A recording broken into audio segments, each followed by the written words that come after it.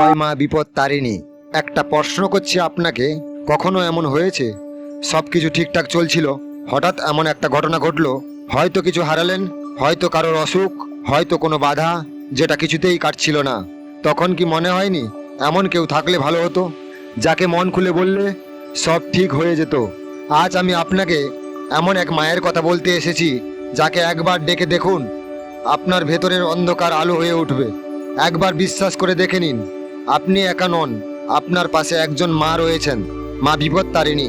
এই ভিডিওটা যদি আপনি মন দিয়ে শেষ পর্যন্ত দেখেন, আমি কথা দিচ্ছি শেষে উঠে দাঁড়িয়ে আপনি একবার হলেও বলবেন, জয় মা বিপদ তারিণী, তুমি আমায় রক্ষা করো।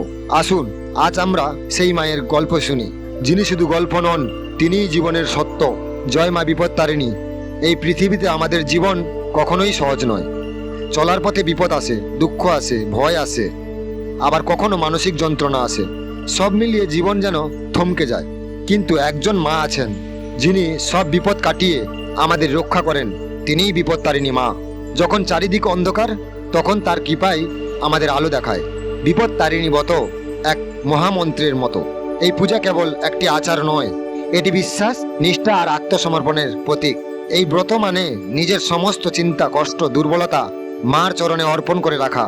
এই পূজায় নারীরা ব্রত রাখেন পরিবারের মঙ্গল, স্বামীর দীর্ঘায়ু, সন্তানদের সুরক্ষা ও জীবনের সমস্ত বাধা দূর করার জন্য। বিপদ তারিণী মানেই যিনি বিপদ থেকে রক্ষা করেন। তার কৃপায় বড় বড় দুর্ঘটনা রক্ষা হয়ে যায়, মন শান্ত হয়, পরিবারের সুখ ফিরে আসে। এই ব্রতের মূল নিয়ম ও নিষ্ঠা ও নিরামিষ। সকালে উঠে স্নান করে শুদ্ধ বস্ত্র পরিধান করতে হয়। একটি ছোট্ট মাটির পাত্রে মা বিপদ তারিণীর প্রতিমা বা ছবি স্থাপন করা হয়। মাকে সাজানো হয় লাল কাপড়ে, সিঁদুর, আলতা, শাঁখা, পোলা, ফল, মিষ্টি, নারকেল, বাতাসা, পান, সুপারি। সিঁদুরের ডালায় তাকে সাজিয়ে বলি, মা আমাদের ভরসা তুমি। তারপর গাঁথা হয় কাঁঠাল পাতার মালা, যা এই পূজার একটি বিশেষ অংশ। এই মালাটি পরানো হয় মায়ের গায়ে এবং পরে নিজে ধারণ করা হয়। এই মালার মধ্যে থাকে যেন মায়ের ডাক, মায়ের বিশ্বাস। কিছু স্থানে বটগাছকে পূজা করা হয়। এই পূজার কোনো নির্দিষ্ট সময় নেই, কেউ সকালে পূজা করেন, কেউ সন্ধ্যায়। কিছু জায়গায় নির্দিষ্ট বার মানা হয়, কিন্তু মা কোনো নির্দিষ্ট দিনে সীমাবদ্ধ নন। যে কোনো দিন, যে কোনো সংকটে আপনি মায়ের শরণাপন্ন হতে পারেন। মা বলেন, তুমি ডাকো, দিলেই আমি আসব। তুমি ভরসা রাখলে আমি আছি। সংসারে শান্তি আসে, দাম্পত্য সম্পর্ক মজবুত হয়, সন্তানদের ভবিষ্যৎ উন্নত হয়, সব অপশক্তি দূরে থাকে। কখনো কখনো যেটা ডাক্তার পারে না, সেটা পারেন মা। মার কৃপায় হৃদয় ভরে ওঠে এক অপরিসীমা সাহসে। একান্ত মন থেকে বলুন, জয় মা বিপদ তারিণী, তুমি আমায় রক্ষা করো।